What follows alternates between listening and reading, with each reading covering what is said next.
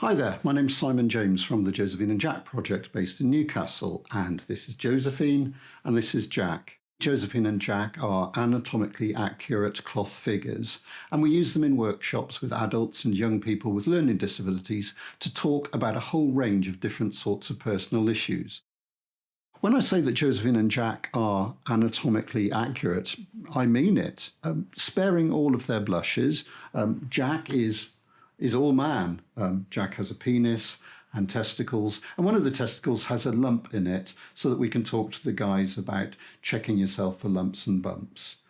Because Jack could be an older character in some of the scenarios, Jack also has an enlarged prostate, and we can use him to talk to some of the guys about that if that's an issue as well. Both of our Josephines have breasts. One of the breasts has a lump in it, so we can check for lumps and bumps there. And both of our Josephines have a womb with a baby inside. And they also all have a clitoris and a cervix, so that we can talk about more intimate areas of women's lives. So from the very start, I'm given a list of specifications from the Jack and Josephine project, things that have to be included. And that's great. That gives me somewhere to focus. The things that I need to really consider are, how are they going to be used? How much movement do they need?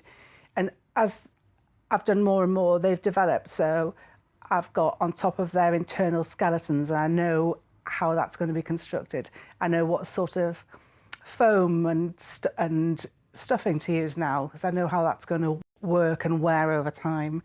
And I know from experience that their faces have to look a certain way, and they're not to be too scary, and they're sort of got to be user-friendly. And I know that they're going to suffer quite a lot of rough and tumble, and they're going to be folded in half, and they're going to be dragged around and thrown in the back of cars.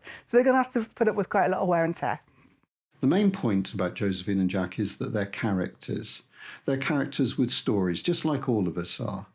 And so some of the stories that we tell and we work with in the Josephine and Jack sessions are, for example, Josephine has had a letter inviting her for a smear test, and she wants to know what a smear test is. And so we might ask the other ladies in the group what they know about smear tests. Have they been invited for one?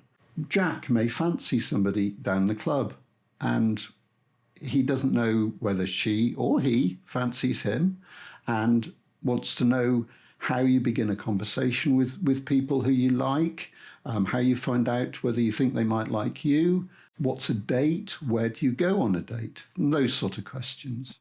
It was for our clients to feel kind of how to switch from their mood when they feel really low. So they give them examples about Jack. Jack was feeling really low. He was just locking himself in the room. And do you want them to help Jack to feel again happy and motivated? One of the most important things about all the work we do is respect. Obviously respect for the views and the questions and opinions that the participants in our workshops have. But that's also reflected in respect for our characters as well.